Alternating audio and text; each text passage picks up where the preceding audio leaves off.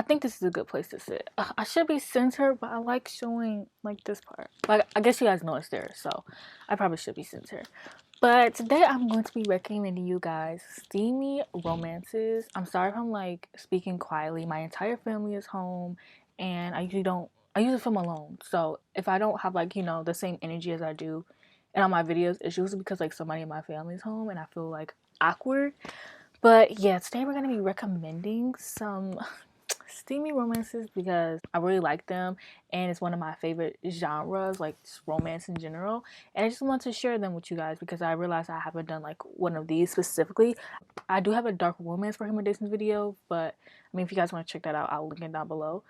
So we're just gonna get into it because there's not much more to talk about.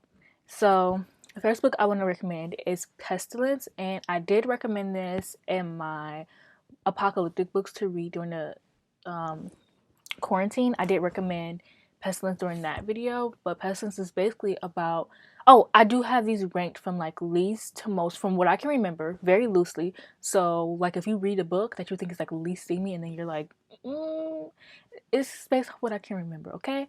But basically, Pestilence is about this apocalypse that's happening, and it's the four horsemen of the apocalypse, and they're coming to basically bring, Pestilence is the one who's coming to bring sickness, and the one girl, she's a firefighter, and she draws a stick, the short end of a stick, literally, and so she has to be the one to kill him, and she tries to kill him, and she can't. Like, she literally tries to set him on fire, and he's back alive, and he kidnaps her, and it's basically like their journey. And I pretty much thought it was a good book.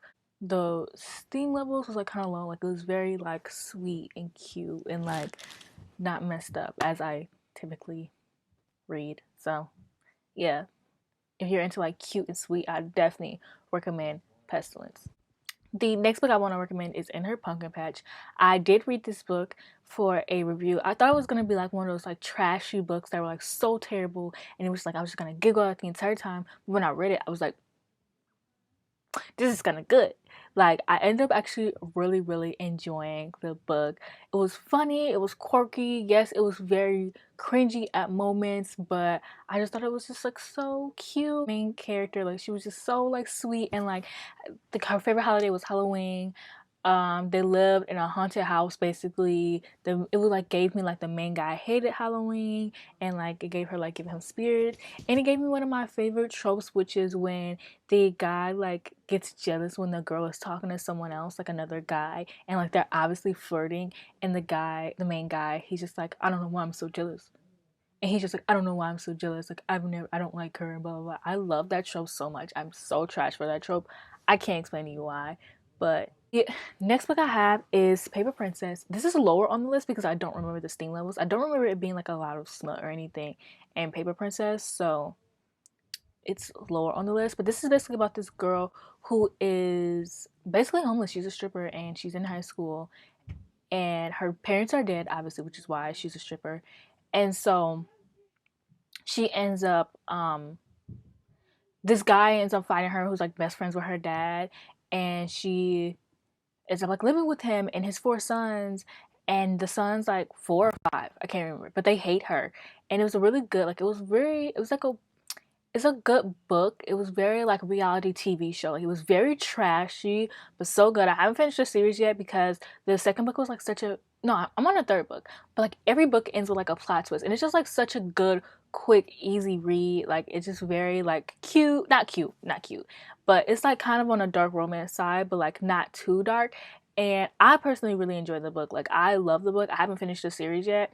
I mean, I have time to now. I might as well, but I haven't finished the series yet, so I don't know, but I personally really enjoy it so far. And I know Sasha from a book Utopia enjoys it as well, so I don't know why I threw that in there, but I think you guys should definitely check it out. It's Cruel Prince, and no, not The Cruel Prince, but Cruel Prince by A. Jade. Nobody really read this book, and the people who have read it didn't really like it, but I personally really liked it. It's about this girl who lives in this town, and her dad moves away when she's younger, so she moves back, and her guy best friend that she grew up with is just like acting totally different. He's literally bullying her, and she basically has no money, and it starts like this little war kind of, and it's like it gets smutty. And I personally just I like this one, but the second one, which I'm going to talk about in a little bit, I loved it so much. But yeah, this one was pretty good. Like it wasn't like the typical, like it was kind of dark, obviously, but I like it was good. Like it had some dark components. Obviously, I'm not gonna lie to you guys, but the smut scenes were good, and I don't. It's like compared to the second book though. Like when I first read this book, I really really loved it. Like I was like, oh my gosh, like this was so good. But but then when I read the second book, I was like, nah, the first book got to go down to like to 3 or 4 stars because the second book is so good. I don't think that the author can top it with her third book. Like I really can't. Like obviously the second book, which is Ruthless Gods. No, it's Ruthless Knights. Ruthless Gods is a different book. But yeah, it's Ruthless Knight. And this one is about the brother of the main guy in the second book and the best friend of the main girl in the first book. And I really just like this. I like the topics that she touched on. The main character was a overweight girl and she was actually really religious, and they had kind of like this love-hate friendship. It involves fake dating. It involves some of my favorite tropes, and the fake dating trope was just handled so well, guys. Like it was so good. And the main character, she wasn't like typical main character. Like, she would like talk back, like she was like punching bitches, like she really was like doing her thing. And I really really liked the main character in this book. And this book, The Ruthless Knight, is like my all-time favorite book. It's on my all-time favorite book list, but it's literally on my top books of 2020 already, and it's only March, and I read that in January. So the next book on this list is Fake It Till You Break It, and this is by the same author who wrote Boys That Break Shall High, but Fake It Till You Break It is about a fake dating trope, basically. So it's about this girl. Why do they fake dating again? I read so many fake dating tropes. Sometimes they like all kind of like mixed together. But yeah, this one is about this girl who the guy's like on a football team and the girl, she's a dancer, and she's like really in love with this other guy who's on the football team, but he doesn't like really pay attention to her. And so the guy that Dang. Coronavirus. What? I'm filming a video. Oh, that's too bright. How's not getting bright for you? Huh? How's not getting bright for you? Because I'm sitting behind it. Huh? Because I'm always sitting here.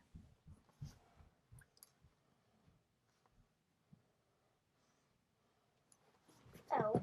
Close my door, please. Oopsie. Yeah, don't forget your toys.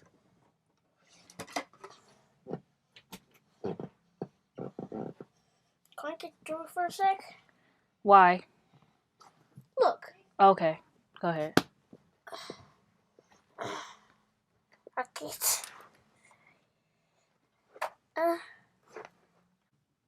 Your booty is in my camera, Royal. Ah! Hey! That's not real leaves.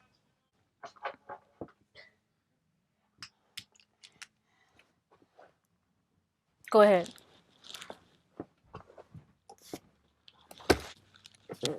Now all we need is panels. Now, Close my door, please. okay, I have too much stuff.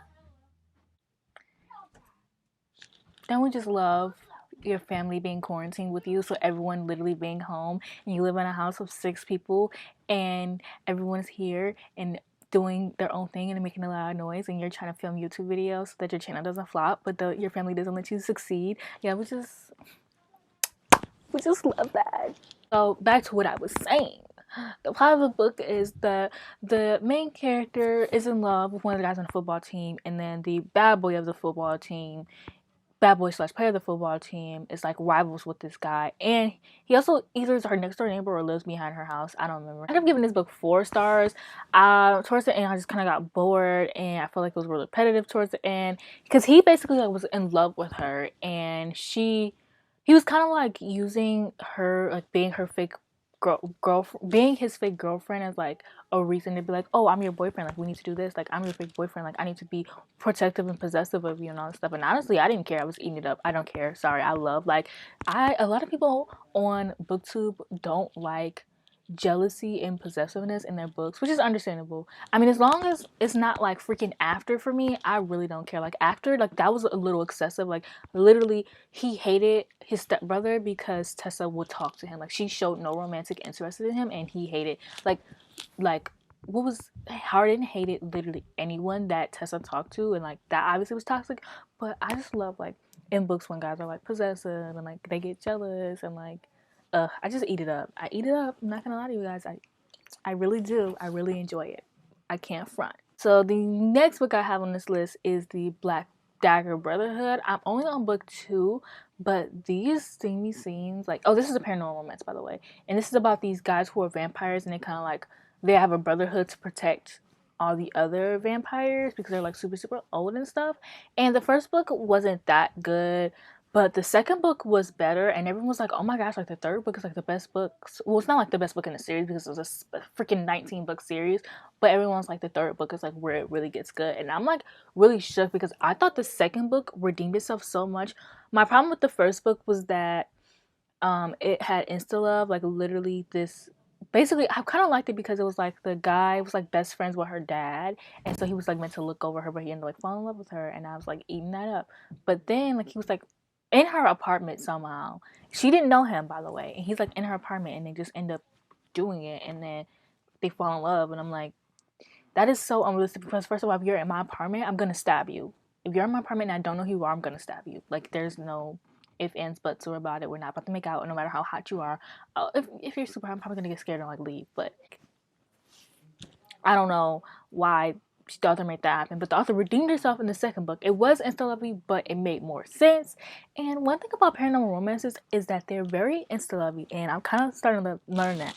Not all of them are, but a lot of them. And y'all know I cannot really deal with insta love, so the second to last book I have is Get a Life, Chloe Brown. Okay, now the steamy scenes aren't like over the top, but they are pretty good, and I love Get a Life, Chloe Brown. It's about this overweight girl who has fibromyalgia, so she lives in this apartment, and this guy who like is friends with the owner of the apartment is there, and he basically like helps her get a life because she doesn't really do anything. And I need to make myself a Get a Life list because I be here.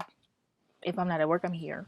Um, Despite the quarantine, like honestly, the quarantine has not affected my life anyway. I literally live my life the same on my everyday to day basis. So yeah, that just explains how freaking boring my life is. This is one of my favorite books of 2019. This was like my top 2. I really enjoyed the book. Like the smut was really good. It introduced me to Talia Hibbert because before I wasn't really like feeling her stories, but this book really got me to like change my mind of her, and I don't know, just really it really just got me to love Talia Hibbert. Like I loved her writing. I read some of her other books, but they don't really compare. I'm very excited for her other book, the Danny Brown one. I forget what it's called. I'm a little sad that I didn't get a sentence arc for it, but we will get over that, I guess. And the last book on this list is Creedence or any other freaking Penelope Douglas book. But Creedence is like my favorite Penelope Douglas book, and this book is very, very messed up. If I was this girl who parents die and they're like rich and famous, and her parents die, and so the step uncle comes in and he basically, I want to reread this book. The step uncle comes in and he basically like takes her in to his 2 sons, and they live in Colorado, and they basically like live.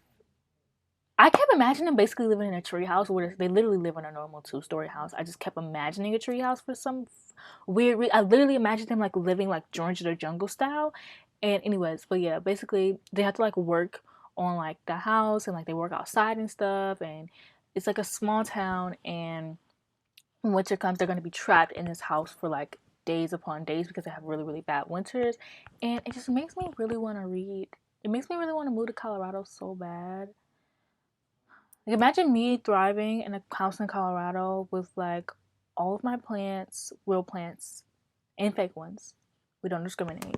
And just, my bookshelves, my Funko Pops, and just me. Maybe a boyfriend if I'm lucky.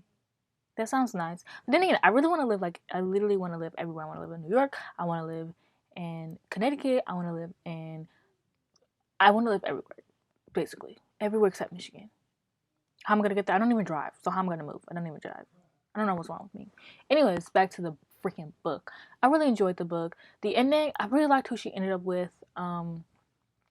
I mean, I kind of didn't care who she ended up with either way. Like, I was kind of just like, whatever for me because I liked all the characters. It was one of those books where you like don't know who she's gonna end up with, and I really liked this book. Like the steamy scenes were like really really steamy.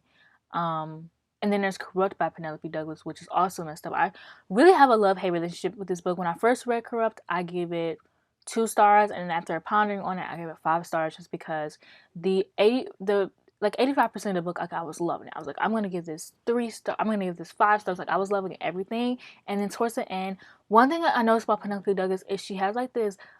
She makes all of her the guys, not the main guys, but like the guys in her books like very Lifetime movie villain-esque, where like they're all like, I can't have you, no one can. And it's never the main guy. It's always like some random dude. Like in Corrupt, it was her ex-boyfriend, and Creedence, it was just this random guy who didn't even really know her. And they're always like, if I can't have you, no one can. And I'm like, okay, dude, like, okay. So that's the only thing about Penelope Douglas that really bothers me, and it really irritated me and Corrupt because it was like my first Penelope Douglas book. So really, but I really liked all of these books, obviously, which is why I'm talking about them. But I really love romance books, and sometimes I like just specific steamy books. Like if it don't got some good smut in it, I'm not gonna care for it. I don't read that cutesy stuff. I'm not here for that, and it's like fine if you are, but for my ladies and my fellas and my non-binaries who really enjoy this kind of stuff, I hope that you enjoy this list of books I gave you. And if you want a part two, let me know because I'm always reading romance. So if you want another one, let me know. And I'll see you guys in the next video. Bye.